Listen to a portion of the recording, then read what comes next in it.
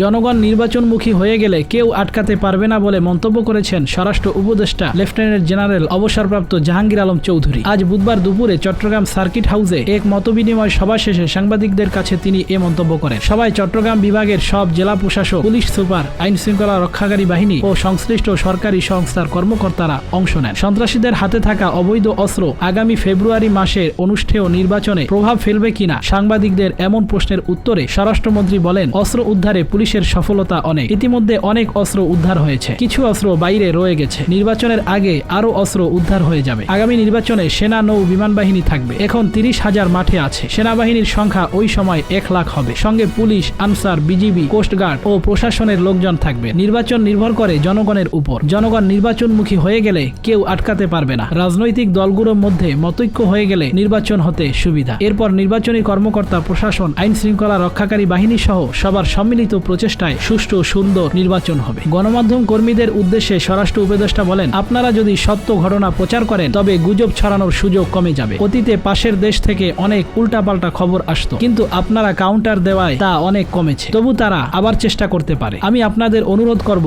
এবারও আপনারা সত্য তথ্য জনগণের কাছে পৌঁছে দেবেন। আমি ডিসি ও এসপি সবাইকে বলেছি, সত্য তথ্য যেন গণমাধ্যমে যায়। সত্য ঘটনা প্রকাশ না হলে গুজব তৈরি হতে পারে। শান্তিপূর্ণ দুর্গাপূজার আশা জানিয়ে স্বরাষ্ট্র উপদেষ্টা বলেন, এবারের দুর্গাপূজা শান্তিপূর্ণ এবং উৎসব মুখর হবে বলে আমি আশা করছি। কোনো জায়গায় বড় ধরনের কোনো সমস্যা নেই। আমি অন্যান্য ধর্মের মানুষদেরও অনুরোধ করছি, তারা যেন সহযোগিতা করেন, যাতে পূজার আয়োজন শান্তিপূর্ণ হয় এবং ধর্মীয় পবিত্রতা রক্ষা পায়। রোহিঙ্গা ইস্যু নিয়ে স্বরাষ্ট্র উপদেষ্টা বলেন, রোহিঙ্গা নিয়ে বাংলাদেশ কোনো হুমকির মুখে নেই। আমাদের লক্ষ্য যত দ্রুত সম্ভব তাদের নিজ দেশে ফেরত পাঠানো। যত তাড়াতাড়ি তাদের ফেরত পাঠানো যাবে তত দ্রুত সমস্যার সমাধান হবে। চট্টগ্রাম সহ সারা দেশে ছাত্রলীগের ঝটিকা মিছিল নিয়ে প্রশ্ন করলে স্বরাষ্ট্র উপদেষ্টা বলেন, আজ ঢাকায় মিছিল হয়েছে। আমরা চেষ্টা করছি তাদের আইনের আওতায় আনতে। তারা যাতে সহজে জামিন না পায় সেদিকে লক্ষ্য রাখা হচ্ছে। নির্বাচনের সময় মিছিলের সংখ্যা বাড়বে, সবাই মাঠে নামবে, তবে ছোটখাটো এসব ছাত্রলীগের মিছিল আর হবে না।